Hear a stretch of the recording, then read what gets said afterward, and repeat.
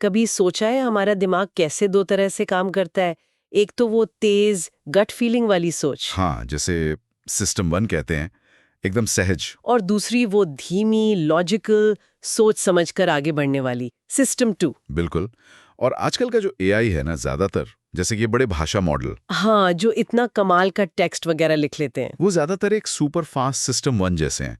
Pattern पहचानने में तो शानदार हैं, पर वो जो असली तर्क क्षमता होती है, मतलब सोचने समझने वाली बात। हाँ, वो थोड़ी कम है। और शायद इसीलिए कभी कभी वो गलतियां कर देते हैं, वो जिसे मति भ्रम या हल्यूसिनेशंस कहते हैं। सही। क्योंकि वो मुख्य रूप से डेटा में पैटर्न देख रहे हैं, आंकड़ों के हिसाब से चल रहे हैं, असल समझ वाली बात नहीं होती। तो इसका हल क्या है फिर? यहीं पर डेलिब्रेटिव एआई का कॉन्सेप्ट आता है।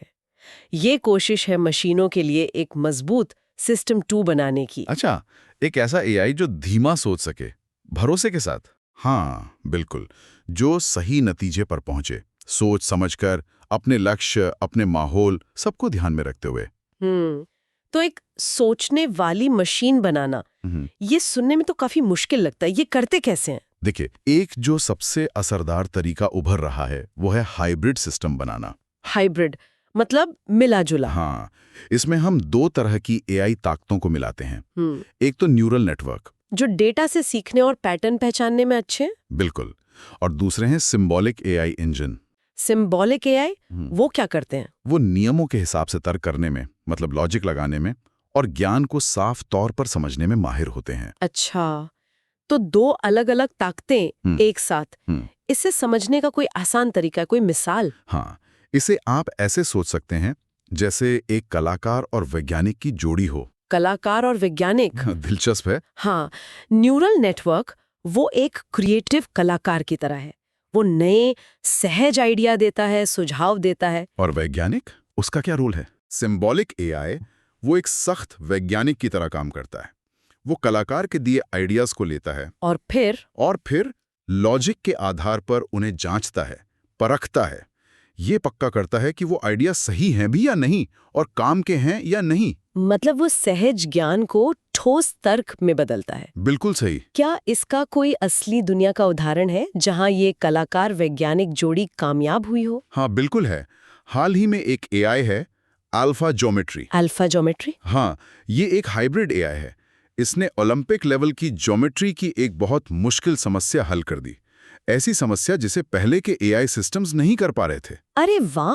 तो इसमें कलाकार और वैज्ञानिक ने कैसे काम किया? तो जो न्यूरल नेटवर्क था, यानी कलाकार, उसने समस्या को हल करने के लिए कुछ जरूरी ज्यामितीय बनावटों के आइडिया दिए। अच्छा, सहज ज्ञान वाले आइडिया। हाँ, और फिर सिंबॉलिक इंजन यानी वैज्ञानिक ने उन आइडियाज को लिया और कदम दर कदम एक पक्का लॉजिकल सबूत तैयार कर दिया। तो ये जुगलबंदी ही कामयाबी का राज थी। बिल्कुल। ये अल्फा ज्योमेट्री का उदाहरण तो बहुत असरदार है। लेकिन ज्यामिति से हटकर सोचें तो असल दुनिया में इस तकनीक का क्या मतलब है? ये इतनी बड़ी बात क्यों है? ये बहुत अहम सवाल है।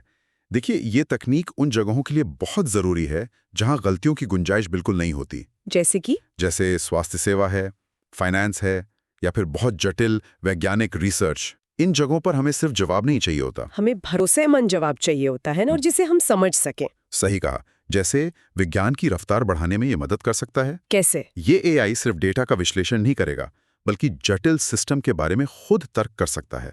नई दवाएं या नए मटेरियल खोजने में ये मदद कर सकता है।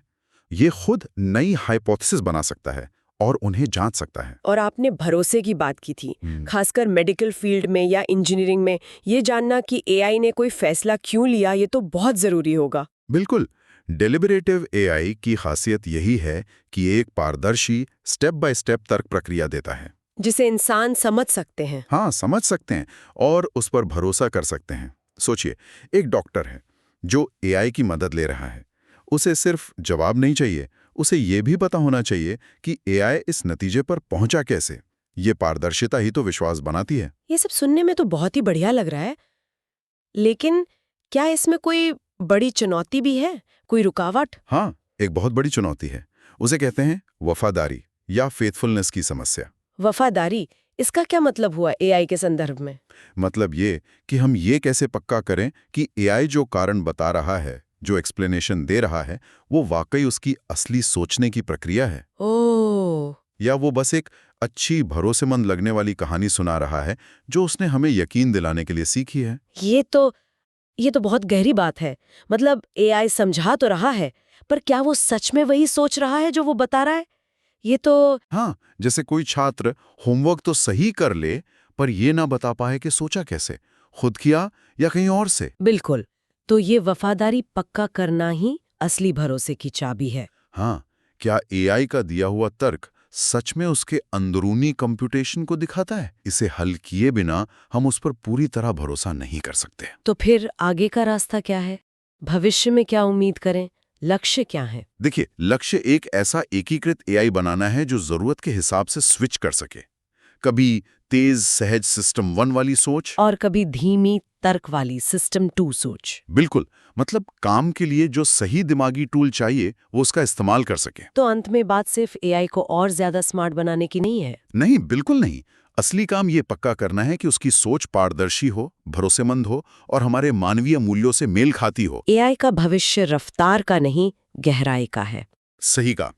और शायद सबसे बड़ा सवाल यही है कि क्या हम ऐसा एआई बना सकते हैं जिसका तर्क न सिर्फ शक्तिशाली हो बल्कि जिसकी वफादारी पर हम आंख बंद करके भरोसा कर सकें।